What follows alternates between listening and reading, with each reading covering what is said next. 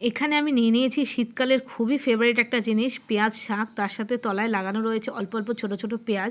দেখো আমি কেটে নিয়েছি এরকম পেঁয়াজ, শুদ্ধ পেঁয়াজ শাক একবারে। আর তারপরে আমি একটা বেগুন কেটে নিচ্ছি। আর বেগুনটা দেখো এত সুন্দর, পুরো দানা নেই, এত সুন্দর কচি একটা বেগুন। এবার বেগুনটাকেও কেটে নিচ্ছি ছোট ছোট টুকরো টুকরো করে।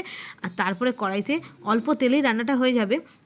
কড়াইতে দিয়ে দিলাম সর্ষের তেল। সর্ষের তেলটা যখন ভালোভাবে গরম হয়ে গেছে, ফোড়নে দিয়ে দিচ্ছি কালো জিরে আর কাঁচা লঙ্কা। কালো জিরে কাঁচা লঙ্কার যখন খুব সুন্দর একটা গন্ধ আসতে শুরু করেছে, তখন আমি দিয়ে দেবো কেটে রাখা শাকটা, পেঁয়াজ শাকটা।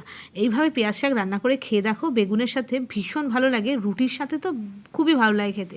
তো তারপরে দিয়ে দিলাম বেগুনটা, এরকম ছোটো ছোটো করে কেটে নিয়েছিলাম। বেগুনটাকে দিয়ে নাড়াচাড়া করে তারপরে আমি দিয়ে দেবো পরিমাণ মতো নুন আর হলুদ, ব্যাস, আর কিছুই কিন্তু দিতে হবে না। আর জলও দিতে হবে না, কারণ পেঁয়াজ শাক থেকে জল বেরোবে। সব কিছু দিয়ে নাড়াচাড়া করে সিম করে ঢেকে দিলাম। 2 মিনিট মতন ঢেকে দিলেই হবে, তার বেশি ঢাকার দরকার নেই, নাহলে বেশি ঘেটে যাবে। দেখো ফাইনালি কিন্তু রান্নাটা হয়ে গেছে, খুব তাড়াতাড়ি রান্নাটা হয়ে যায়। এবার গ্যাসটাকে হাই করে ভালো করে একটু ভাজা ভাজা করে নিচ্ছি, খুন্তি দিয়ে একটু ঘেটে ঘেটে দিলাম। তো দেখো এখন আমি সার্ভ করে দিয়েছি গরম গরম রুটির সাথে। এটা ভীষণ ভালো লাগে খেতে।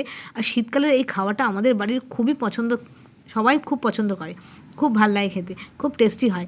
আর অল্প তেলে রান্নাটা হয়ে যায় এই পেঁয়াজ শাকটা বেগুন দিয়ে। আবার তোমরা আলু দিয়েও করতে পারো, একই টেস্ট, খুব ভালো লাগে খেতে। তবে শীতের বেগুন তো খেতে একটু মজা বেশি লাগে, সেই জন্য বেগুন দিয়ে করলাম। তো কেমন লাগলো জানিও। তো এই সুন্দর রেসিপিটা ভালো লাগলে অবশ্যই করে চ্যানেলটাকে সাবস্ক্রাইব করো, লাইক দিও, কমেন্ট পাঠিও। আজকে এই পর্যন্তই, দেখা হচ্ছে আরও নতুন নতুন রেসিপির সাথে। ততক্ষণের জন্য বাই বাই।